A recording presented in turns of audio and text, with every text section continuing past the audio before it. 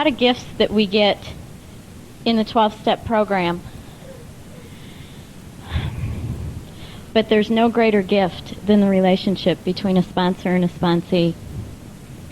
And this is kind of reversed, because usually if the person giving the talk, it's usually the sponsor that gets to introduce them. And tonight, I have the great honor of introducing my sponsor, my teacher, my coach, my friend, my cheerleader, my butt kicker when I need it. And Jack's recovery has touched so many of us that I know everyone in this room could get up and say something that in their life has changed as a direct result of something Jack said to them, whether it's been when you were sitting here or sitting at tables or sitting in church on Sunday. But I've had 5 years of virtually 7 days a week with him. And he is a man that goes far beyond practicing what he preaches. He is somebody that is far more than an example. Watching Jack Boland walk through any experience that we would call good, bad, or indifferent is one of the greatest joys that I have. And we salute you with 38 years, because if you hadn't been here before us, we wouldn't be here now. Jack?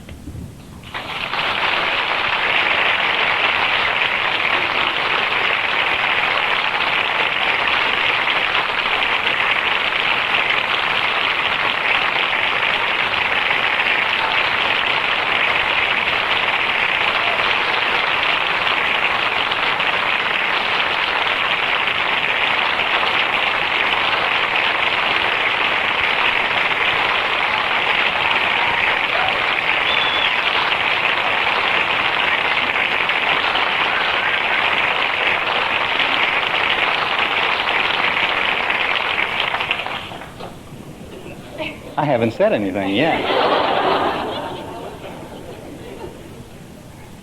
Kathy, I understand the sentiment that you expressed, that if I had not been here. But you would have found your way. There are lots of doors that we walk through, and it's so important for each of us to know that our sobriety,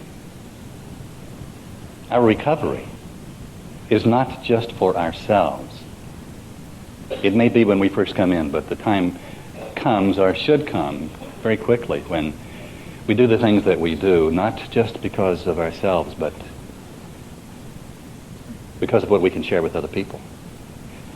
We lived our lives for ourselves, and it never did work. And if our recovery is for ourselves, it really won't work very well either. It's when we begin to do the things that we need to do because of how we feel about other people, because of the intensity that we feel of wanting to share what we have with other persons.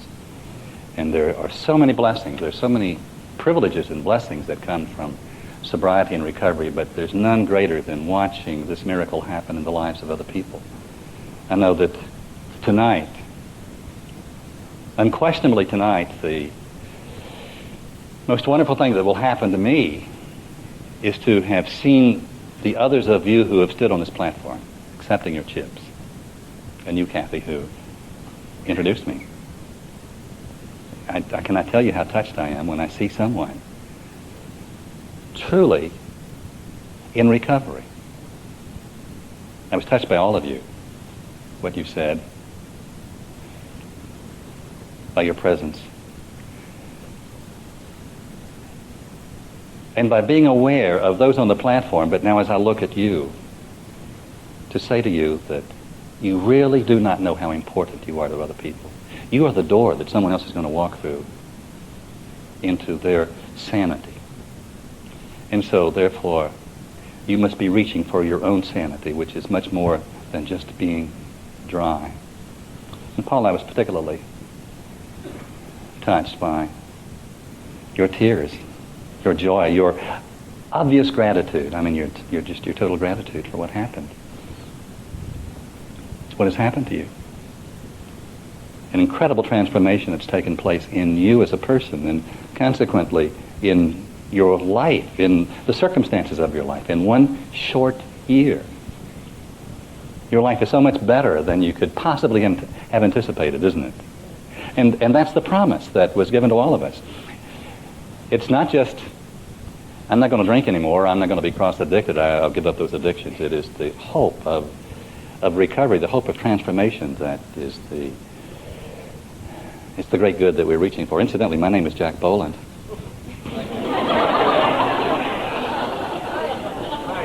And I'm an alcoholic.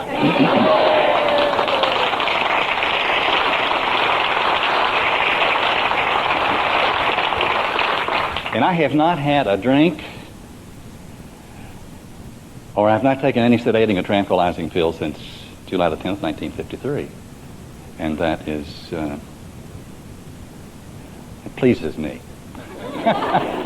It more than pleases me, that's a miracle. It is on that great gift that my life is based. And yet, I want to say something to you that might sound like blasphemy to the traditional member of Alcoholics Anonymous. Sobriety has never been for me, after the first few days of the first few weeks, the goal or the objective. I have never been involved in the program to stay sober. And as a matter of fact, the Big Book does not talk about sobriety as our objective. It's what we start with. It's what we begin with. I can't be in the program unless I am not drinking today. But if I go to meetings so that I stay sober, I've missed the objective. I've missed the goal. The program is about the transformation of this person that I am, that you know as Jack Boland. It is about the discovery of this person. It is about this person called Jack Boland becoming a functional, sane, happy person, living in the world in ways in which I found myself incapable of experiencing prior to my involvement with the program. And also, the program is not just meetings. While meetings are very important, you know that you have seen and you have had times in which you've gone to many meetings and did not recover at all. True? Because the objective of meetings can sometimes be many meetings rather than this process of me working on myself, on the transformation of myself. Sobriety, meaning abstinence from alcohol in my own life, would never have been enough. I could never have survived being sober. Does that make any sense to anybody? I mean, I couldn't survive being drunk either, but I sure couldn't survive being sober. Because I came into sobriety and found myself more miserable, more frightened, more angry, less functional than I was when I was drinking. I know that you understand what I'm talking about because I see you nodding your heads. And yet the group, incidentally, you've heard it said that all AA groups are great groups. Don't you believe it? I came into the worst AA group that the world has ever known. That group had been in existence for 7 years. The longest sobriety in the group was one guy who had been sober for 15 months, and he had moved there from Brooklyn. And he was ready to move back to Brooklyn, I'll tell you, because there was nothing happening except people were going to meetings and then going back out into the world. There was no recovery. There was no transformation. There was not that something that the heart is reaching for in that group. And I was told that the objective was to stay sober a day at a time. And most of them were not doing it. And then I discovered that the program says that I am powerless to stay sober a day at a time. Isn't that paradoxical? I tried to stay sober on several days before I came into the program and didn't make it. I didn't have the power to stay sober. As a matter of fact, after I attended my first AA meeting in May of 1953, I went back out. After a couple of weeks, I found myself drinking again, and it was the most incredibly insane period of my life. Because for the first time I knew that I was an alcoholic. I knew that I needed to not be drinking. And yet it was impossible for me to not drink. Have you ever had that experience where it was just absolutely impossible? I tried with everything that was in me, and I could not keep from drinking. The obsession of the mind, the compulsion, was just too incredibly strong. And I simply did not know what to do. Then when I came back in July of that year, something happened, something that was very dramatic that happened that gave me a new understanding of the problem and of the solution and of what was going to be necessary for me. But the admission of my personal powerlessness to stay sober before or after the program of myself or by myself. I couldn't do it then and I can't do it now. Isn't that marvelous? Because it's only through the transmission of the power that we call God flowing through this program of Alcoholics Anonymous that I've been able to achieve the things that I had. A couple of other things that I want to say before I really get fired up is, in 38 years and before that time, I have never ever seen one anonymous drunk.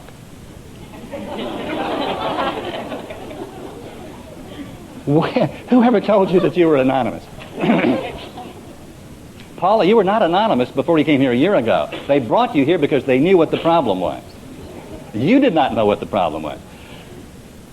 Our anonymity only lives within ourselves in the form of what we call denial. We were the last ones to discover that we were anonymous.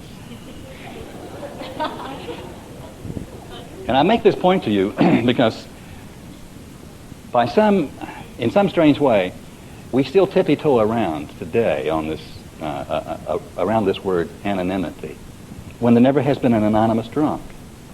And there is a pamphlet that comes from General Service that I think can be so very helpful to people who have concerns about their anonymity. It's called Understanding Anonymity. And the idea is that never were we to be anonymous at the level of each other. My name is not Jack B. My name is Jack Boland. Only at the level of the press, radio, television, and films do I need to be anonymous. And I've never had too much difficulty with that. And I stand on this platform, and I'm on television, and I've been on the Focus program and a lot of other television and radio shows, and I will say, I'm a recovering alcoholic, and I belong to a 12-step group, because I want the world to know. In 38 years, I've never seen one person suffer because somebody found out they were an alcoholic or an addict. Not one time. Ever.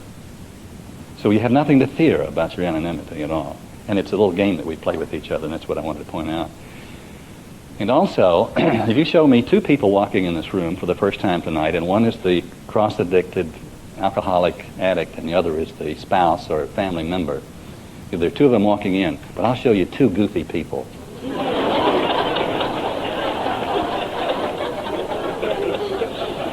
True. And the other one, the well one, is thinking, if I can just get him or her fixed, then my life will be okay. Not so. I mean, that is flat out not so. First of all, you've got to be really sick to be walking in with that person. To have stayed around this long tells me some strange things about you.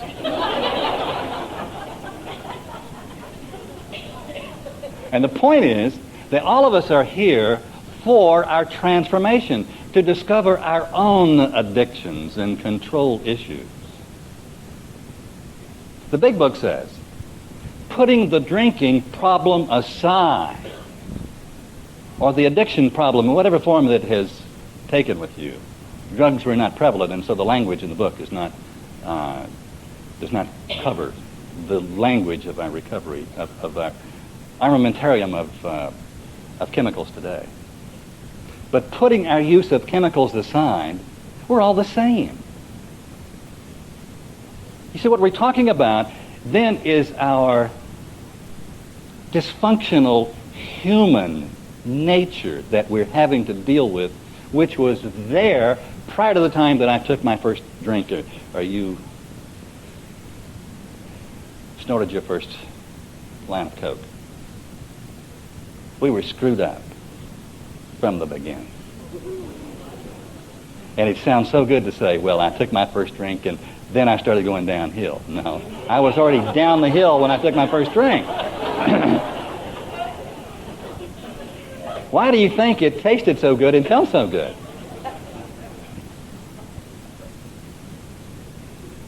We're here to be changed. We're here to be transformed. Not just to be sobered up, but be truly transformed. I can tell you that the best to me, Jack Boland, that has ever been, is speaking to you tonight. But I'm not through with me yet. At all. I can tell you I'm not through with me. I am just involved, just as much involved, just as deeply, as sincerely involved in my own ongoing transformation tonight as I was 38 years ago. Much more involved because I don't have so many things to distract me. I don't have as much goofiness going on, as much fear that I have to cope with. And I'm better at it today than I was then. I'm as excited about my life and about the promises of this book and about my increased capacity to live my days successfully in terms of my responsibilities, but also successfully in terms of my inner capacity to enjoy this process called life and to live it fearlessly.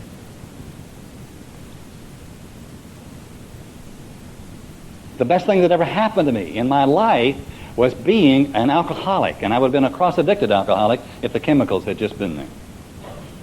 But they weren't. The best thing that ever happened to me. Now, I didn't always think that when I was first discovered that I was an alcoholic. I thought that it was I thought I was marred for life. But it was such a wonderful, wonderful thing because it gave me a focus, a focal point. It gave me a place from which to work. It as a result of my alcoholism, I discovered the reason for living on this planet. And I had thought that the reason for living had to do with outer things, growing up and completing your education and finding the right person and having the right relationship. You know who the right person is, don't you? The one that's going to make you happy. With very little effort on your part. You know who that person is. None of us have ever found that person yet, though, incidentally. Being successful meaning making a lot of bucks and the station wagon and a convertible or two in the garage and all those outer things. I understood what success was and I wanted to go for it. And while I feel like those things are promised in our big book, that it has been promised that we can, as a result of these steps, live more ordered lives, and that it's not only possible but necessary for us to set and to achieve goals. See, the dreams that are in your heart are real, and they're not yours. They're put there by a power greater than yourself. You couldn't dream the dreams and have the hope and the hopes that you have, and you could not possibly have the capacity for joy and love and peace and the tenderness that's in you unless it was possible for you to live that way 24 hours a day, 365 days a year. It's possible for you to live that way. And that's the purpose of living, is to discover how to live. No one ever taught us how to live. No one ever taught us how to think and how to feel. And that's what the program is about. It is a program that teaches me the principles, the basic spiritual laws of the universe with which and through which I can become functional, meaning I can become in tune with the universe, with the power, with the love, with the wisdom that controls all things. That's my purpose for living. Now, what I call my life or my world or my profession is merely the platform from which I function. The big book talks about practicing these principles in all of our affairs. In all of our affairs.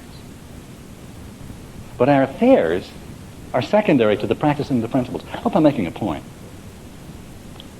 And demonstrating success in all of our affairs, success, based on your definition of success, is very, very important, because I feel like that our lives should reflect in our recovery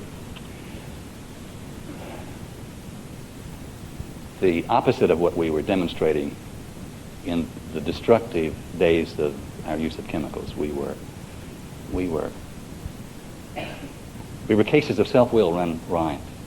We were a failure going somewhere to happen. Isn't that true?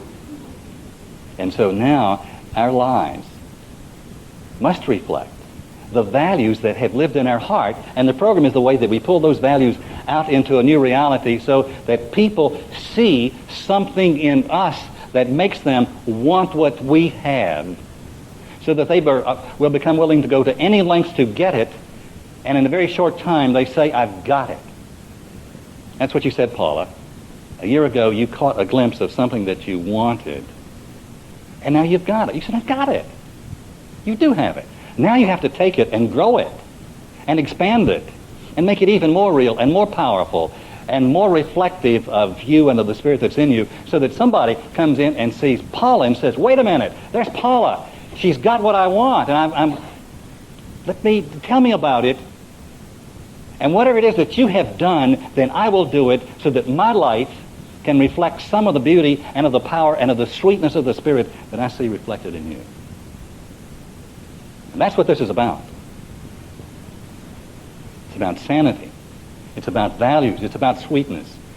It's about getting out of the garbage in which we lived. It's about not only walking out of the bars, but leaving the language of the bars there, and the things of the bars, and the insanity, and the confusion. It's about the willingness to be totally transformed or changed, not just sobered up. But I'm talking about cleaned up from the inside out. This person that I am was in me when I was a little child. And I know you understand what I just said. There's always been somebody in you that was there just wanting to be recognized and that you wanted to experience. You stepped up to get your chip a while ago. I saw that in you. You said, I've got it. 1 year, got it. You do. You have the essence of it, and now you'll be developing it for the rest of your life. What you're developing is the person, the real person that you always were.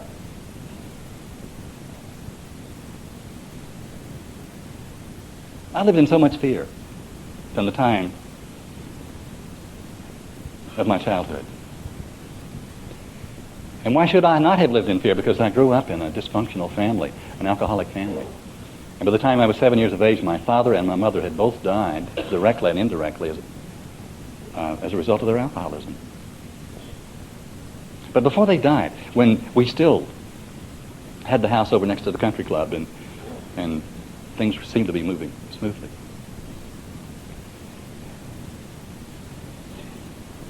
the angry conversations that I heard, the accusations between my father and mother, the fights, the raucous sounds in the night, the threats, all frightened me. I knew that my life, there was no stability in my life. There was no security in my life. There was nothing that was real in my life. Many years later, when I took my first inventory, I recall that the first lie that I could remember telling was one that I told my teacher in the first grade. My father still lived. And I told a lie, an unnecessary lie, to cover for his alcoholism. Excuse me a second.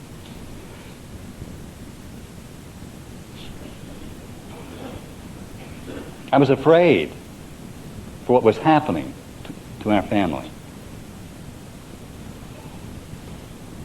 And it happened. And then I found myself having jumped out of the frying pan into the fire. My grandmother, who had never had a drink before, took a drink prescribed by physician. It was called a toddy because there were no tranquilizers in those days. Little toddy, and it tasted pretty good to her. It tasted so good she took another one. And she was an instant drunk, this sweet little woman. And she took me to raise. And you talking about going from insanity to a deeper insanity, I did. And so those next years of my life were just, as a child, were just pure hell. Unbelievable. Hell. There was a long period of time in which I lived, I grew up in, I grew up in a whorehouse. I don't know how to say it. I could take 2 or 3 paragraphs and then explain it to you a little more differently than that, but that's exactly what it was.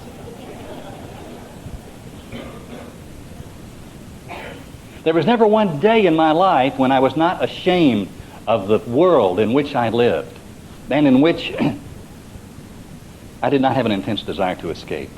I wanted out of that world and away from those people, and yet I loved them dearly and had an intense compulsion to fix them. When I was 6 years old, I was trying to fix my father and my mother. The early part of my life I spent trying to keep their lives together. This little old kid went through life wanting them to be okay. Do you understand what I'm talking about? Of course you do.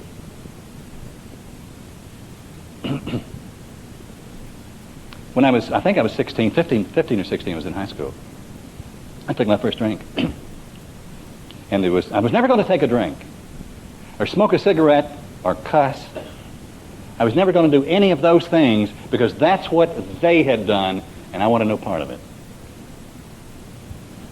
And on this night, there were 4 of us, young guys, high school kids, nice kids. George had his father's car, and one guy brought the cigarettes, and another guy brought the wine, and I just went along. And I wasn't going to smoke, and I didn't. I've never smoked a cigarette in my life. But under peer pressure, I took a drink. Finally, they were saying, "Come on, Jack, take one drink, and we won't bother you anymore." And I thought, okay, I'll take one drink. And I took one drink. Just one drink. I'm going to take one drink right now. Pull me back.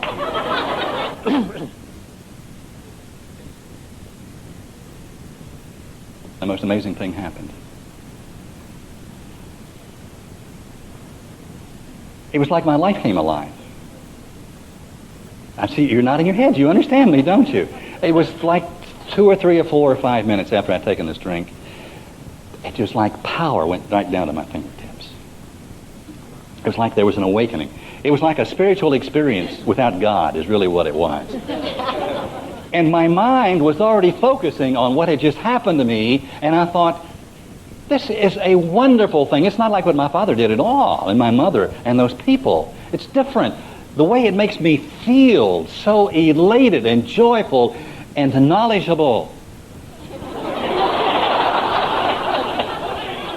I just knew so much, and I had so many things to say, and I knew that they wanted to hear them. And until that moment, I said a lot, but I always was uncomfortable when I spoke. Suddenly, I was not afraid. It was the cessation of fear in me when I took my first drink. I never knew how afraid I was until after I was in AA, and then sometime later. And I'm saying this to you because fear is the basis of our disease. And stopping drinking does not the fear remove. The program will remove the fear, but not until we are no longer in denial of our fear, of our apprehension, of our agoraphobia, of our withdrawal from life. I was afraid. Yet I was the star player on our basketball team. I was the person who was always up front in terms of doing things. But I was always pushing myself. Do you understand? And I took a drink and I didn't have to push myself anymore. And so I made a commitment right then. The first commitment that I had made in my life, and the only commitment that I made for many years, and that was that every chance I had to take a drink, I was going to do it. And I did it.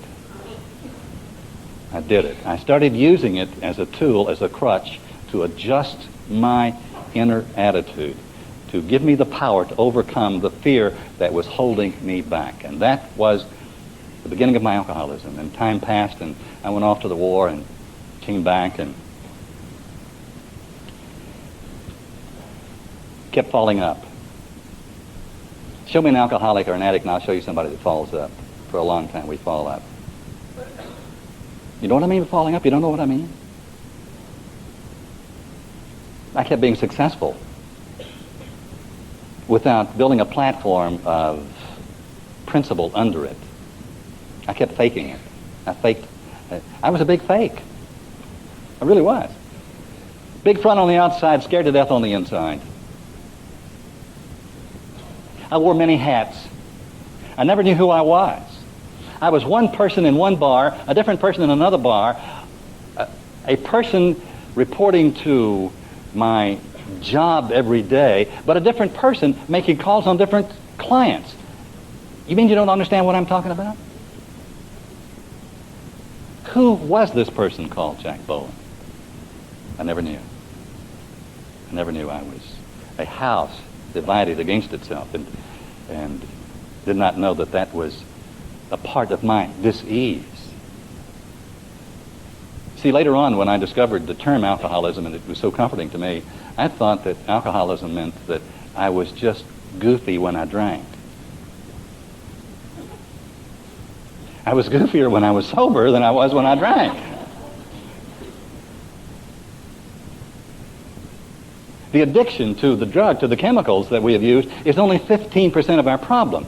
The real problem is the 85% that's left over, which has to do with how I was and still would be, and sometimes still am inside myself. It is the recovery from these inner states that must ultimately be addressed by us and by our society.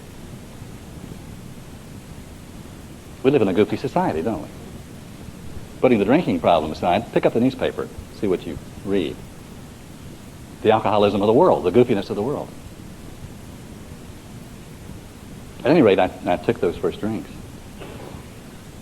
Discovered a chemical that could change me, and set off then, and for the next few years, fell up and achieved a certain level of success for a person that young. I was an excellent salesman. Without having graduated from high school, I never had a job that did not require a college degree. And I was as good at what I did as anybody that I ever met who did it. But back of that, I was scared to death. I was the top salesman. I was always the top first or second or third in a list with a company that had many, many salespeople. But with the passage of time, I discovered that more and more pressure was being put on me, and I saw the pressure as being external. In the meantime, I was married quite young in a very dysfunctional relationship and marriage. I met a person that I was going to save from herself. We were two sick people that fell in sex with each other. Two half people trying to become one whole person by being joined. And it of course it didn't work. And as I moved through those months and years of my early professional and married life, things kept getting worse. When I say worse, they were better in terms of more money being earned and a larger house in which we lived, but less and less pleasing to me. But looking back now, I can see that nothing was pleasing to me. One of the symptoms of our alcoholism or of our addiction is that with the passage of time, nothing pleases us anymore. Can you recall how that was? You go farther and farther afield looking for the life that you haven't found yet because what you have doesn't suit you. And you know who your problem is? You've got a list of the people that are of who your problem is. It's them. It's all of them. Isn't it? Wasn't it? If you could only be at some other place, if you could only been born at some other time, if you'd only had some other family, surely if you'd had different parents, your life would have been different. If you hadn't been born in Michigan. or wherever it was that you were born. It's those things. And so I want to get away from those things. I want to incorporate in my life more things and to find the right combination of outer things that will make me happy. In which I will not be so afraid, although I cannot admit that I'm afraid. And so I began that long journey of trying to find the answer to my life. And I cannot tell you, but I don't have to tell most of you how much hell I went through in that 10-year period of my life. Never knowing who I was, being one person on the outside, a different person on the inside, scared to death, frightened. I've awakened in the middle of the night in a catatonic state. I'm talking about with my fingers and arms unable to move with fear. And the time came when I started drinking at noon, and I called it cocktails at lunch with clients. But what it really was that it gave me the freedom of the afternoon to work, to make my sales calls, and not be so afraid. And then finally, I was not just drinking in the afternoon, I was not just drinking cocktails at lunch, although I still was, but I was drinking in the morning to go to work because of my fear. Or so that I could function, just so that I could do within certain limits the things that I had to do, so that I could force myself out to do what I had to do. And there were days when I could not force myself to do it.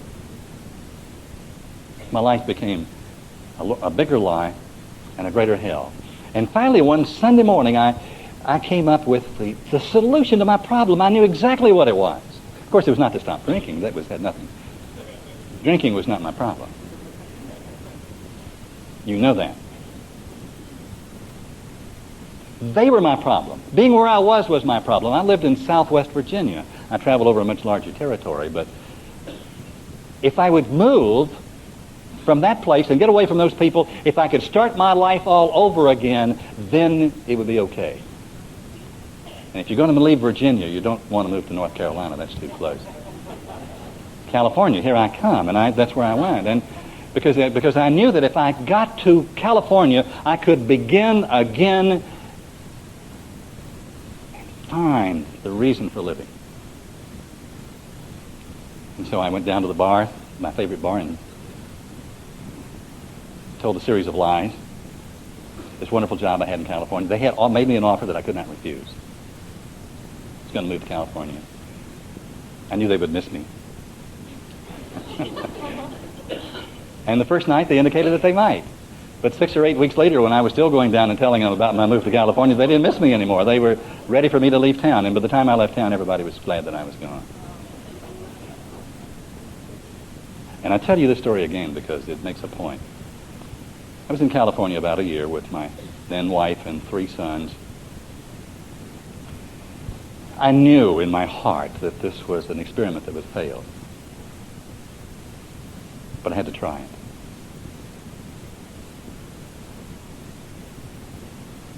Within 6 months in California, I had completely reproduced everything that existed in my life in Virginia. Even had the same people in my life. They just had different faces. But I drew the same thing to me. Nothing was different for me in California than the place in which I had left. And you know why? You know why? Because I was not different. Nothing in your life can change externally until something changes inside yourself. There must be an internal transformation, or nothing in your world can change. And this is what I was seeing in that trip, in that visit to California. There's one humorous thing that happened. I got there and I had my resumes prepared and sent them out to the proper places, proper national organizations, looking for a position, not just a job. And I was qualified because of my success in sales back in the East. And I was interviewed by several organizations and rejected some and was hoping that I would. There was one company that I wanted to work for. And one day I received a call from the company of my second choice, which was quite a good job, offering a salary that was greater than I'd ever earned before, and other compensation, the company car, and an unlimited expense account, and a bonus at the end of every quarter. The company of my second choice called, and I was about to refused the job because I thought I was going to get the first job.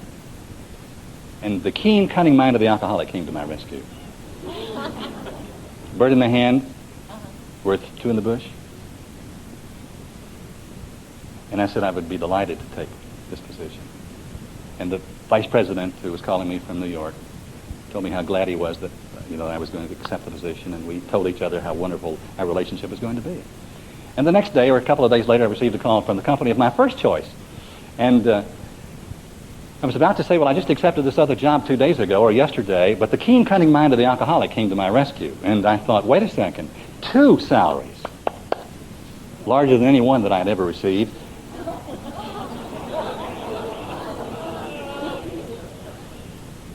Bonuses. I don't know how I was going to handle 2 company cars with 2 expense accounts, but I knew that I'd be able to manage somehow. You see, reality does not lie within the domain of the consciousness of the average alcoholic addict. Isn't that not true? You're going to make it work whether it works or not, because nothing has ever worked anyhow. And so, I who had no success, I whose life was unmanageable, back in Virginia, doing what I'd been doing for a period of time, took on 2 new, imposing responsibilities, incorporating them together. Now, you're talking about when fear set in. That's when all hell broke loose. And after a period of months, those vice presidents and I got together and we agreed. As a matter of fact, I called them to resign. And they agreed that there was something wrong with me. Here I am. I'm this top salesperson, but they can't put up with me. There's something strange about me, something going on in my life. And so I came back to Virginia, back to my roots, and I turned, not my will and my life over to the care of God, but I turned my family over to the care of my wife and our children over to the care of her family, and I set out to live as peacefully as I could for the next few days until I died. In California, I tried to take my life and almost succeeded. Almost, I came so close.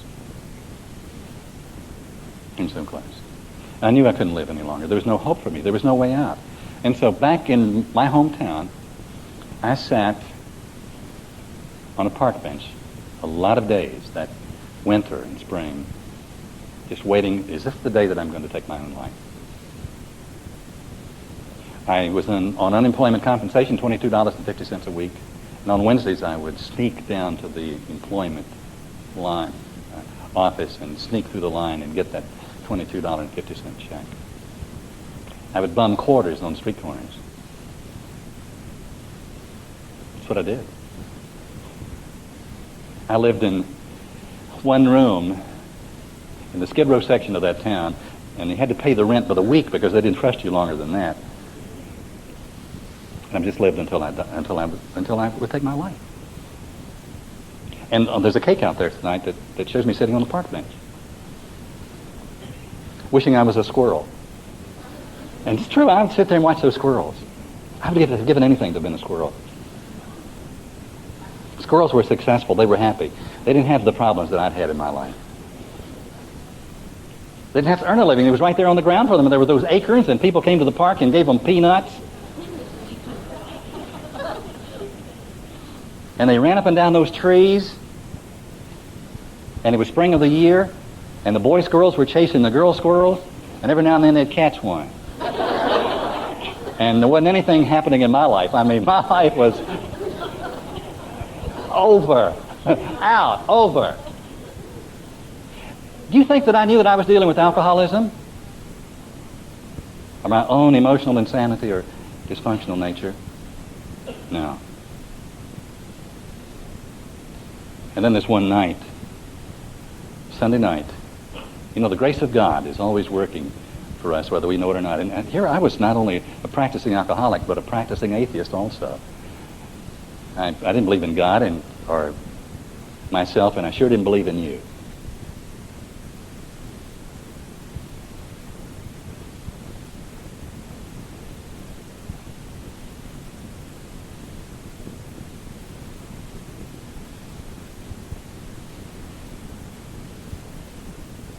up to the post office, bumming quarters, because the post office in that middle-sized American city was pretty busy on Sunday nights because a lot of salesmen that I knew were dropping off their expense reports on Sunday evening so they'd be in the mail by Monday. And there were some people there that I did not want to see me, but I was so desperate that I was there that night bumming quarters, against my inner will. And finally, I just stumbled across the street. I wasn't drunk, but I wasn't sober either. And I tried to cross the street, and I couldn't, and I tried to go to my right and to my left. And there was no place for me to go. I was like the prodigal son. There was no place on this earth for me to be. There was no one to turn to. There was no one that I could turn to borrow, or from whom I could bum $5. That's how desperate and hopeless and alone. That's how I had isolated myself from the world.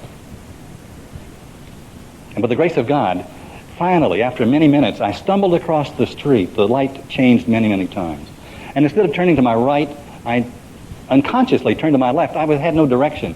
And I got to the first corner, which was a short distance away, and when I got to the corner, instead of going straight ahead, I turned to my right again and down that street, and as I did at the precise moment, and you tell me whether this is a coincidence or not, at that precise moment, a half a dozen, 5 or 6 people walked out of a doorway, and one of them was a guy named Joe.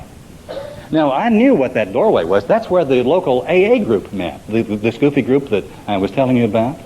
And as Joe walked out of that meeting, out of that doorway with these people, and I saw him, see, I had taken Joe home lots of nights from Silver Gables, our favorite bar, and had taken his shoes off and had loosened his belt and had tucked him in the bed and gone out and commiserated with his wife, Jean, because of his alcoholism, his obvious drunkenness. I'd go back down to the bar, this was months and years before, and say, poor Joe, he's an alcoholic. I'm not. Now, Joe is walking out of an AA meeting. I'm stumbling around a corner, bumming quarters at the post office, and I see Joe walking out of this group, and you know what I said? Poor Joe. He's an alcoholic. You talking about denial? Denial? I could not see what was happening to me. How could I find the solution if I could not identify the problem? If my mind was focused on the problem being them, her, the circumstances of my birth, all those other things. Never did I let myself look at me fully to observe myself. Well, Joe came across the street, and we went around the corner, and he bought me some things to drink, and he did not drink. And we did not mention that he was in AA. 2 weeks later, I really was about to take my life, and in an act of desperation, I went to a telephone. I did not have one. But I went to a telephone and I called Joe and I said some words to him that are so important. It was like magic. I said, Joe, are you still sober? And I say this to you because somebody's going to be calling you and they're going to be saying, are you still sober? I want what you have.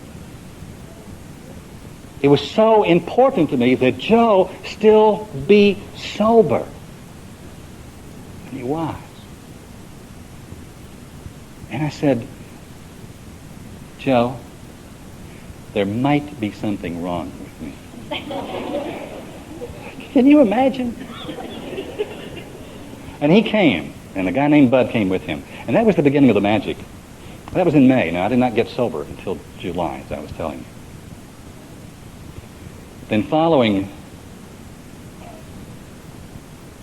the physical sobriety that began on July the 10th, I went through a period of just pure anxiety and hell and fear that transcended anything that I'd ever known in the drinking period of time, because I didn't have a crutch. And I did not have a profession that I could turn to. I had been so dysfunctional for so long that the only job that I could get was one that was completely unsatisfactory to me and one in which I did not earn the living that I needed to support the simple needs that I had. And it was just morning to night hell, and I hardly slept. And there was no program for me. I was just going to meetings because that's all there was in that group. And then one day, in desperation only, I did something that no self-respecting atheist would ever get caught doing, and I didn't even catch myself doing it. I denied that I was doing it while I did it. And we who are in denial understand that, don't you? I drove out beside Roanoke River on Ferdinand Avenue and parked the car and looked carefully both ways to make sure that it was the summertime and it was very warm, to make sure that as I did this thing I was about to do, that no one would catch me doing it. And I was going to pray, except I couldn't call it praying. My last hope was if there was a God who ran the universe who could hear me. And so there was nobody there.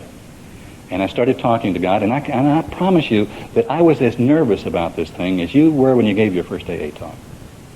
My heart was pounding. My pulse was racing. My palms were sweaty. And I started off just right, though. I said, God, I don't believe you exist. That may have been the first honest thing I'd said in years. I don't believe you exist. But if you don't exist, there's no hope for me. I've tried everything that I know to try, and I had. I had done everything that I knew to do. When I moved to California, that was the act of a desperate person surrendering a comfort zone that I had known, trying to find the solution without having the tools. Coming back and not killing myself. Just not killing myself was an act of desperation. Just waiting one more day, hoping that the answer would come in some form. I had tried everything that I knew, and now I was in AA and sober, and it still wasn't working. I wasn't drinking, and I was not about to take a drink, but I needed more than just not drinking. So I said, I don't believe you exist. If you don't, there's no hope for me. And I continued to talk, and I picked up momentum, and there was some fervor that was in what I was saying. And as I talked, something began to happen within my own mind. I did not then know that your prayers are answered even as you pray them, even if you don't believe in God. As I talked, I suddenly became aware of that long list of people that I had blamed, and I stopped blaming them, all except my brother-in-law, whose name was Garnet. And I was still going to kill Garnet. I mean, flat kill Garnet, I'm telling you. I carried in my car, when I still had one, a shovel and a chain. If I buried him in a river, I was going to wrap the chain around him. If I did it in the ground, I was going to use the shovel. Now, when I finally came to the second step that says restored us to sanity, I had no difficulty with that step. I also carried a gun for Garnet. And I believed in my heart that when I killed him, that the whole world would give me a standing ovation. If you think that I didn't know something about animosity, let me correct your understanding. Resentments. So I'm praying this prayer, and I forgive everybody else except consciously. I don't leave Garnet out.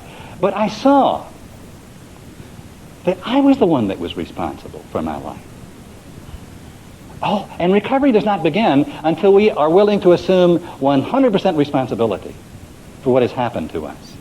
We can no longer blame them. And I promise you that in this room, in a crowd this size tonight, there are some of us who are still here who are blaming them for our condition. And don't kid yourself. And I'm talking about those of us who go to adult children's group. You still have trouble with your parents. It's growing up time. It's growing up time. Let's become responsible. Forgiveness was not for them. Forgiveness was for us. And the process of forgiveness began for me that moment in that prayer.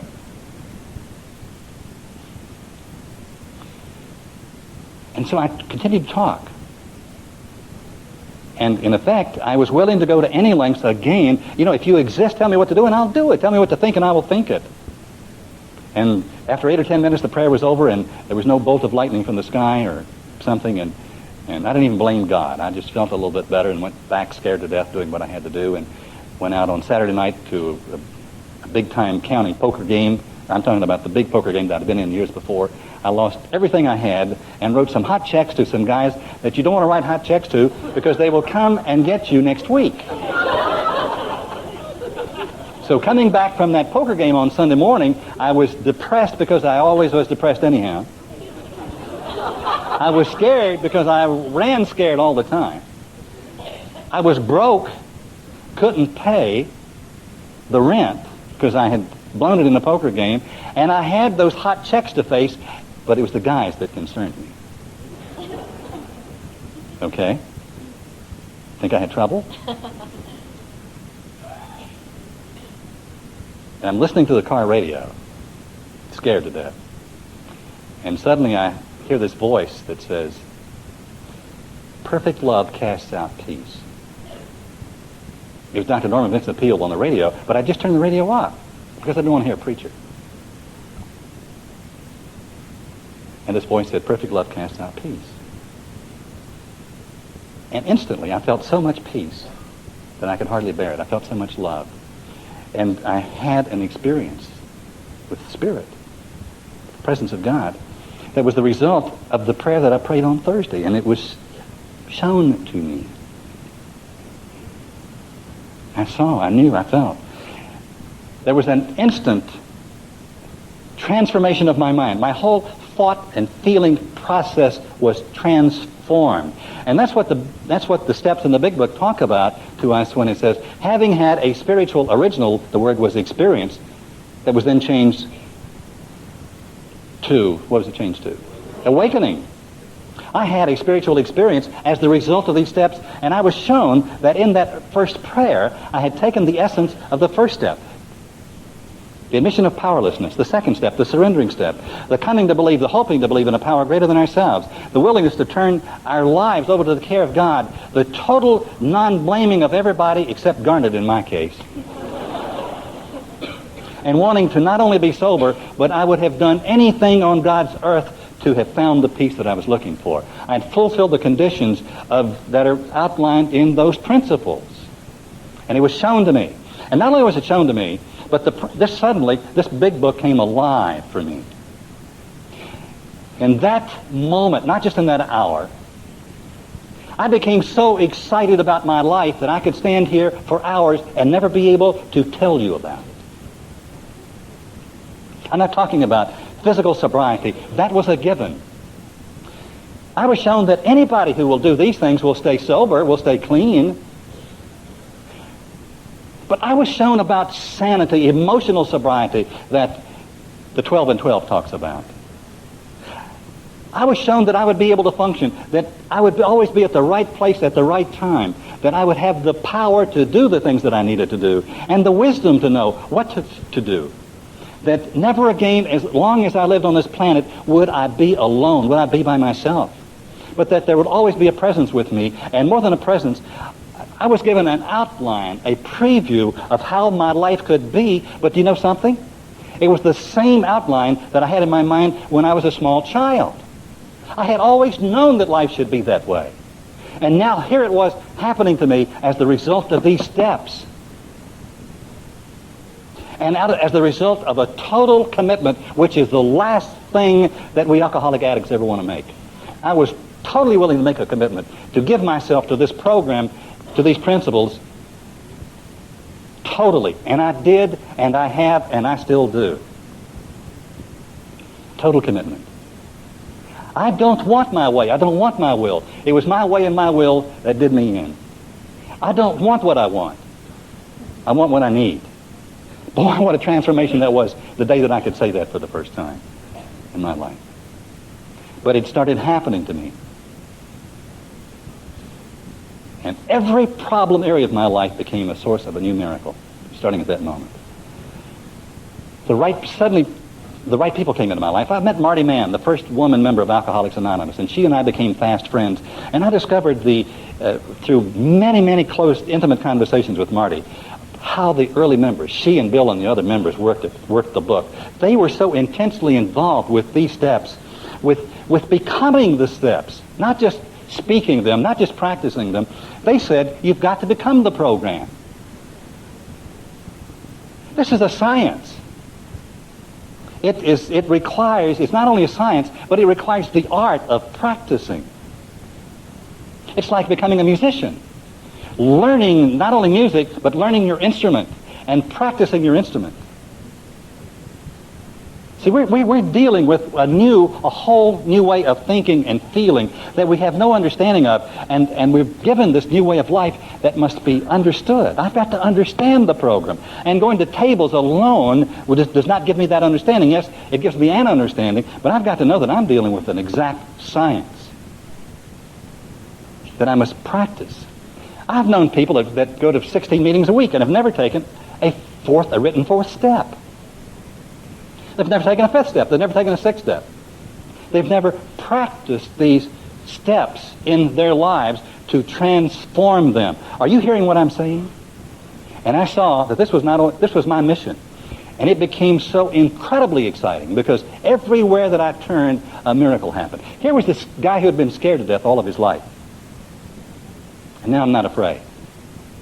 And here am I with more needs than I can describe to you, and one by one, as the result of taking those needs into my own consciousness, admitting them, and turning to God as I was experiencing God, and sharing them with my newly developed friends in this enthusiastic practicing of the program, my mastermind partners.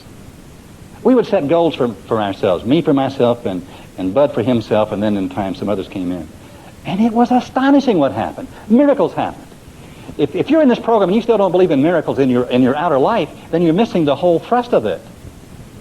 On page 42 of the big book it says, quite as important as the reality that spiritual principles will solve all your problems.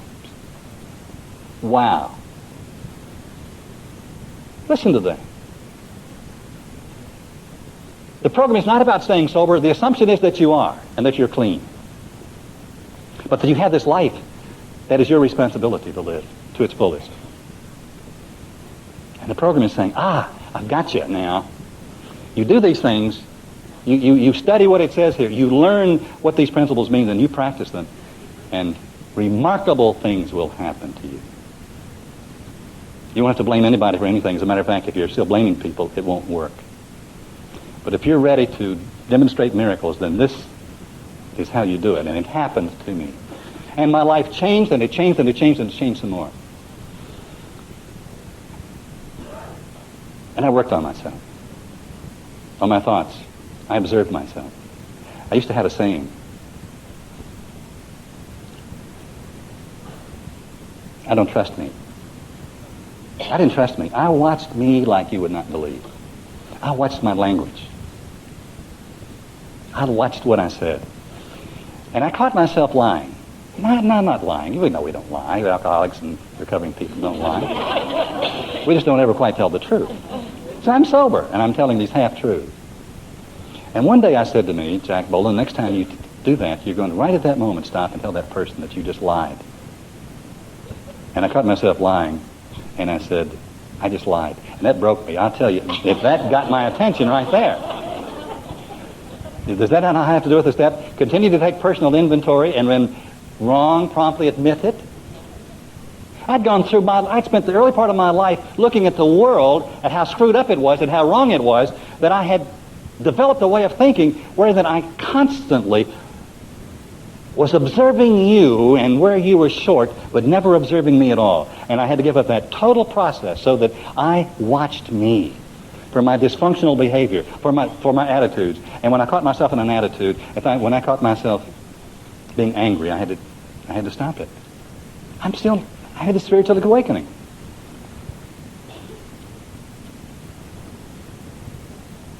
And one morning I'm driving across a certain bridge, certain street. I picture it in my mind right now. I had been reading the Sermon on the Mount by Emmett Fox and had discovered that this was the original big book of Alcoholics Anonymous. And if you have not read the Sermon on the Mount by Emmett Fox, let me urge you to get it because it's very important that you do. And it was empowering to me, and I was excited about it. And I had long conversations with God. But I wasn't talking to God. I was just driving across the bridge, and I'd lost my temper about something.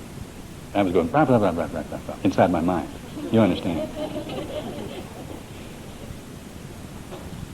And God spoke to me and said, Jack Boland, you're not going to grow 1 inch beyond where you are until you forgive Garnet. And I just about drove the car off the road. I mean, where did that come from? Forgiving Garnet.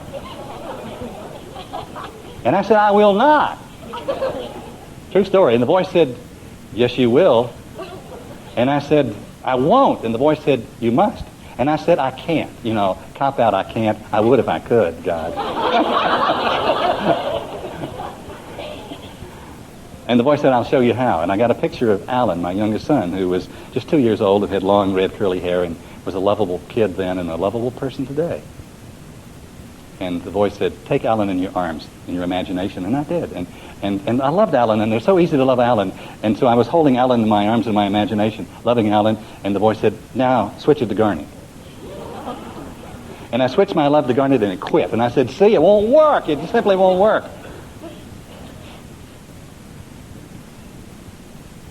And I kept working it. And one day, I was loving Alan and I switched it to Garnet and it worked. I understood Garnet. He had done the very best he possibly could under the circumstances of his life. I understood him and I had empathy for him and feeling for him. And then the program said that I must go to Garnet and make my amends to him, not one time mentioning anything that he had done to me. And what he had done to me had been grievous, I'll tell you it had. I was going to kill him for it. And I went to Garnet with forgiveness in my heart, total forgiveness, and told him not all the things I'd done against him because he couldn't bear up under that. But I told him how sorry I was that I would go to certain people and correct the mistakes, the errors that I made, and I did that. I did it against the advice of well-meaning people in the program.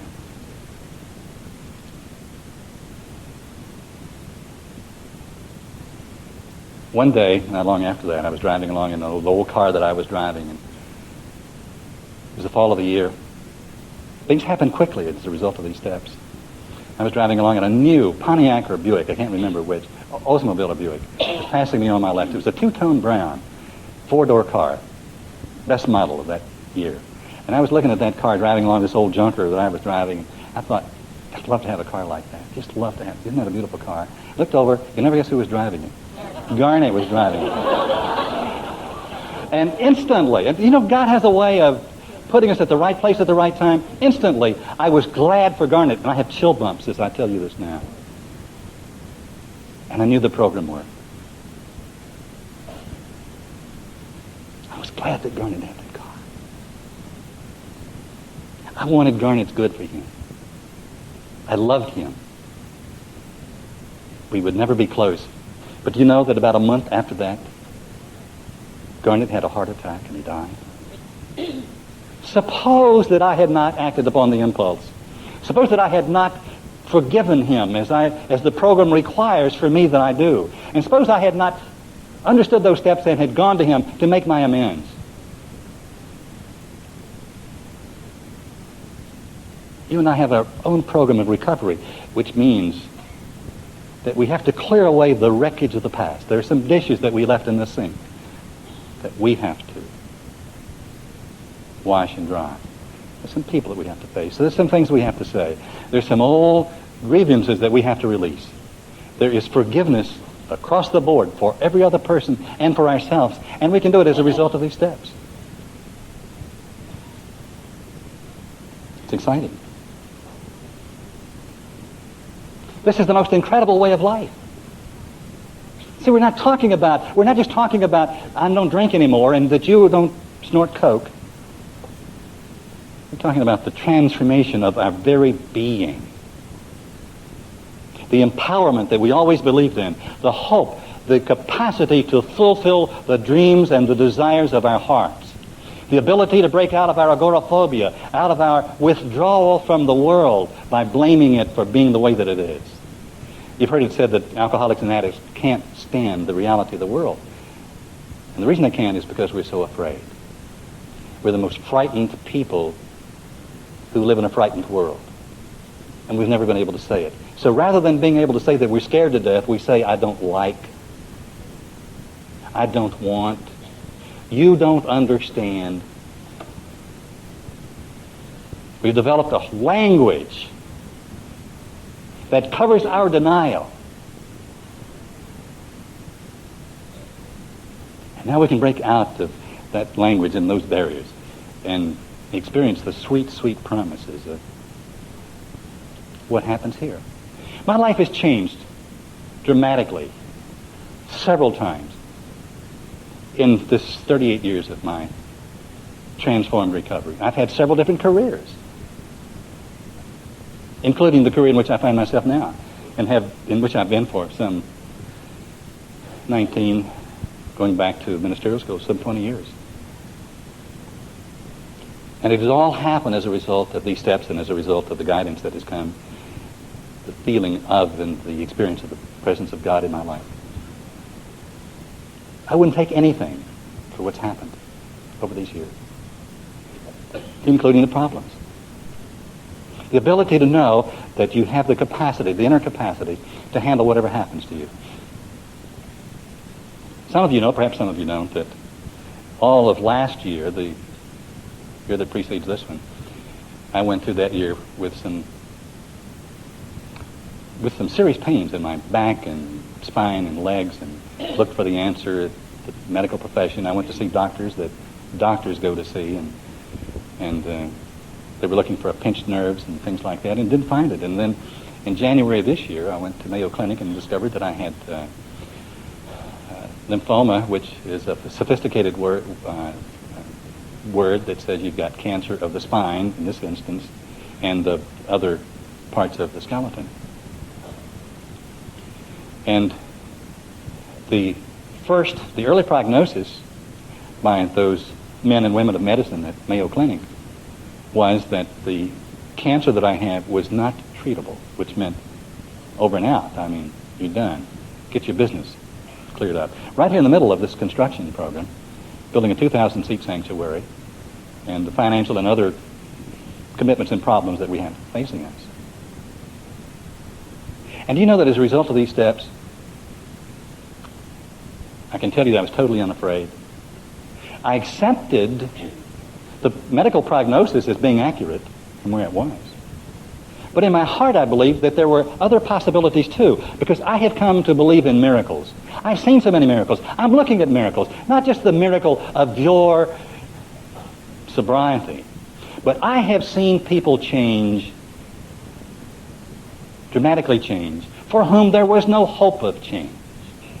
I have seen things happen in your life that could not possibly happen in your life, that did not happen because you did it. It happened because you stopped doing it, and it happened. I believe in miracles. But the greatest miracle of all was that I was not afraid because I didn't think I was going to die. If I died, that's okay, and it still is. I'm going to sometime. I don't know of anybody who's over 150 years old. Not dying is not what I'm dealing with. Living my life daily. You see, the big book does not say we stay sober a day at a time. It never said that. It said what we really have is a daily reprieve contingent on the maintenance of our spiritual condition. And all that I'm talking to you about is the maintenance of our spiritual condition. Because if I will take charge of maintaining my spiritual condition, then everything else in my life will work out wonderfully well, without exception. I don't care what it is, or when it is, or where it is. And for 38 years, that's been my experience. My only problem, therefore, and my total commitment must be to maintain my spiritual condition. There are many things in life over which I have absolutely no control. But my mind is something over which I have total control and absolute responsibility.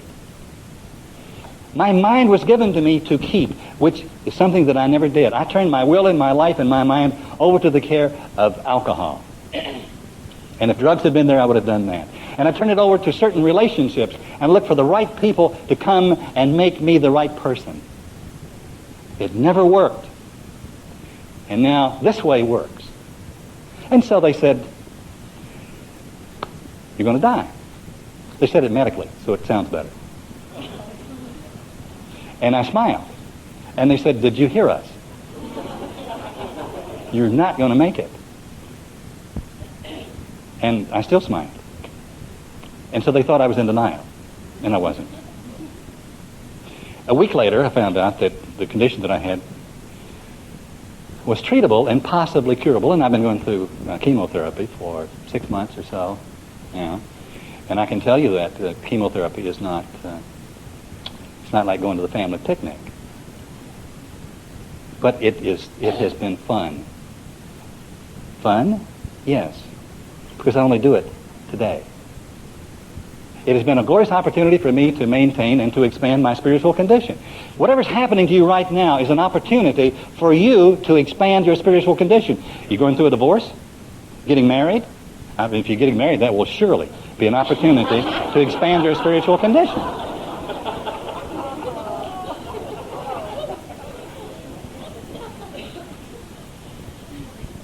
If you lose your job, that will be a glorious opportunity to expand your spiritual condition.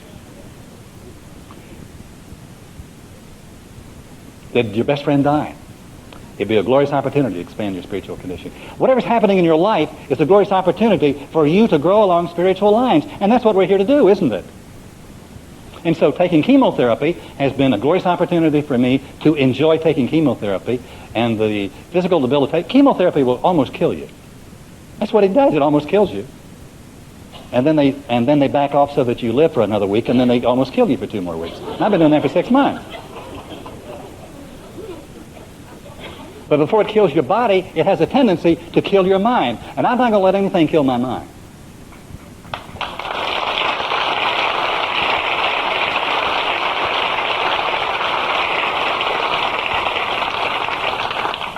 Whether I die or not is not important. I don't think I will. Well, I will. But when I'm dead, I won't be dead. Do you? You know what I'm talking about, don't you? But how I live my life daily, how I practice these moment-to-moment, how I am in the face of what's happening now, right now, living daily. That's what the program is about. And that's what's so exciting for me. Everything that happens to me is an opportunity for my personal growth, and has been for 38 years. The very things that I thought were destroying me, the things that I hated, the things that I was afraid of and ran from, are now the very things that I embrace in my life. I'm going to take chemotherapy tomorrow, incidentally. And not only chemotherapy, but they're going to do a spinal tap, a lumbar puncture, which is not the most pleasant thing that ever happened. And I'm going to enjoy it. Do you believe I'm going to enjoy it? Am I going to enjoy it, Kathy? She's been there when I've done it. This is my life, and I'm going to live it, and I'm going to enjoy every damn minute of it.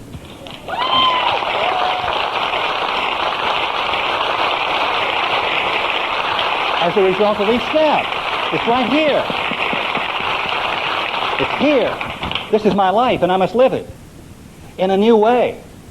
In a new way. Why did you drink and snort coke and take all that other exotic stuff? So that you would feel good. Well, why don't you just haul off and feel good? It's in you to feel good. You were created feeling good. And if we let go of our old ideas, does the 5th chapter not say the result is nil until we let go of our old ideas? How can I let go of my old ideas until I can admit that I've got them? Until I take an inventory of them? Until I share them with God and myself and another human being? And until I become willing to be transformed, not just remaining sober, but to be changed. We are caught up in the essence of all of the great religions. The program is the greatest thing that's happened to the world in the 20th century, because it has brought us back to primitive Christianity, or primitive Judaism if you're a Jew. It's brought us back to the principles that are basic to all of the great religions, and those great religions were not to save us for some future time, but to empower us to live in the now moment. And if you don't believe me, go back and read what it really says. It's the empowerment that can be given to a person to live joyfully, strongly, wisely, lovingly, happily in the face of whatever is happening to him or her. And for us, that's some kind of a promise, because we never lived successfully or joyfully or happily unless we were high. But it's having that constant, glorious high.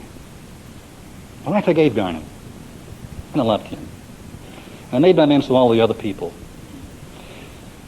And I forgave myself. And the process goes on. And I set some goals for myself, and when those goals were achieved, I set new goals for myself. I read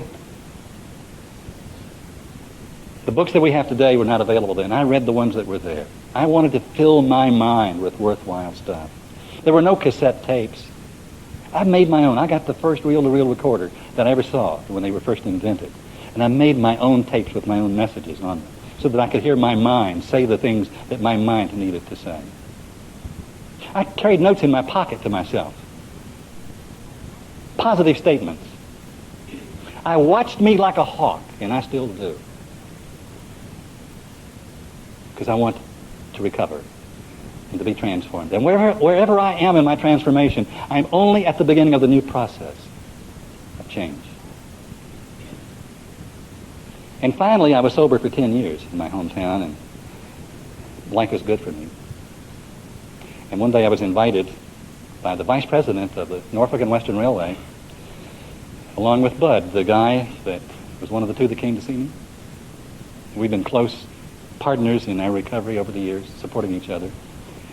And he was the president of the company that I worked for, and I was in charge of national sales of that company. We'd taken a dysfunctional family business, and as a result of our recovery, had transformed it into a successful operation. And as a result of our own sobriety, let me tell you, we were, I wish I knew how many people I 12-stepped in that town those years. And the vice president of the railway called us and said they wanted us to join a group of business people from our hometown to go with him and other dignitaries from Roanoke over to White Sulphur Springs, West Virginia on a company train, company cars, for a weekend that recognized our personal contributions to our community. Well, it was the time of my 10th birthday, and I was taking my personal inventory, and I was about to say that I couldn't do it, and I also knew that probably the real reason that he wanted me there was that I had been 12-stepping his brother, the vice president of the railway's brother, who never did get sober incidentally. He died drunk. But on the day, incidentally, there's a Norfolk and Western train engine on that cake out there. On the day that we were supposed to leave to go to the next state, Bud and I joined this group of dignitaries and businessmen on two business cars that were attached to the end of a passenger train that was going west at about 5:30 or 6 o'clock in the evening. As we boarded the train, the vice president turned to the porters and said, John, these gentlemen will have a Coke or coffee, meaning they're alcoholics, they're in AA, they're not drinking anything. I've never been anonymous. And after a few moments of being introduced to different people, I was assigned to the next business car, and there was a table around which people sat. And the train was picking up speed, and I could hear the clickety-click of the wheels on the rails as we picked up speed, and I was still being introduced to someone. And suddenly, I knew why I was there.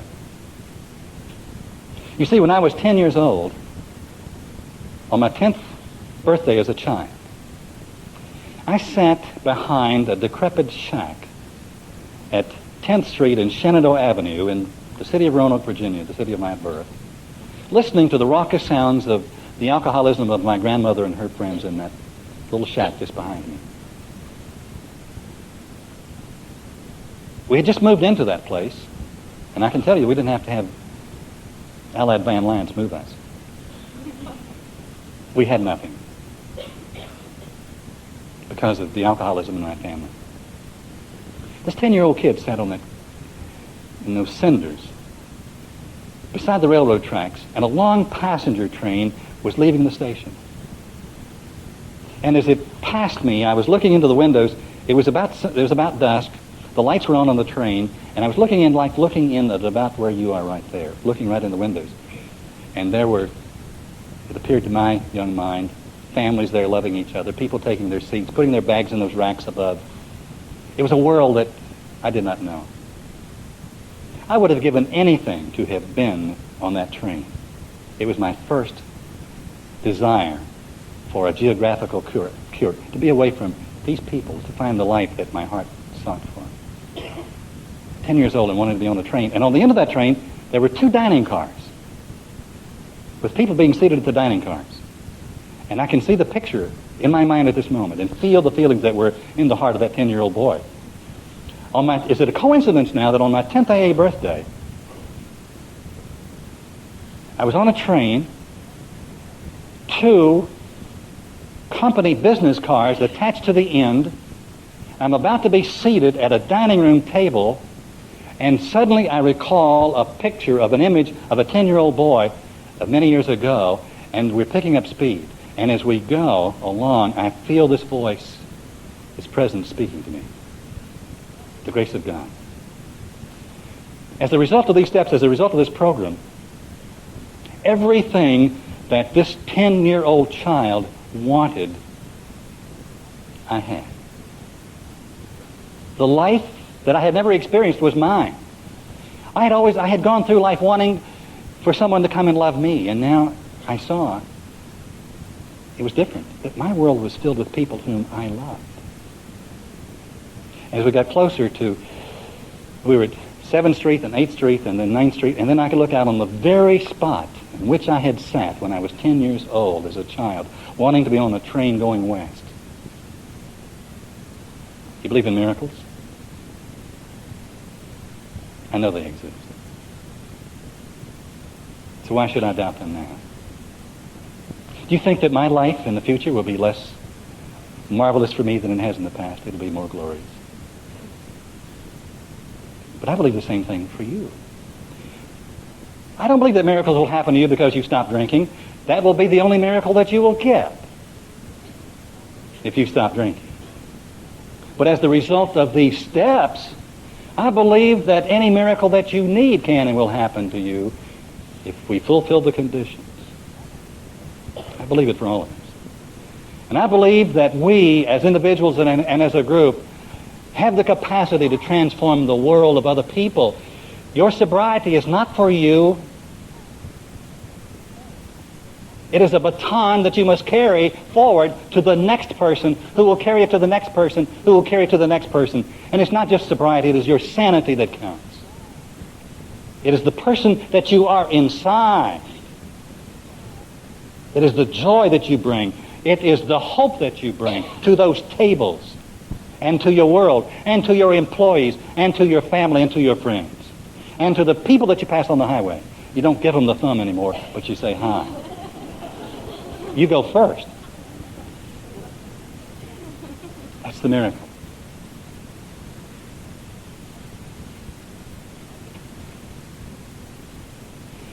I always wanted to be a Native American. Not now, but before the white folks got here to screw it up. You know, my escape was backwards also, not forward. I always wanted to be a Lakota Sioux Indian when I was a kid, growing up. It was a Lakota Sioux sitting right here, Eagle.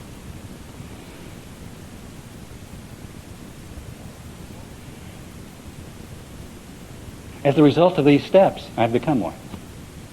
I am the spirit that I am, free.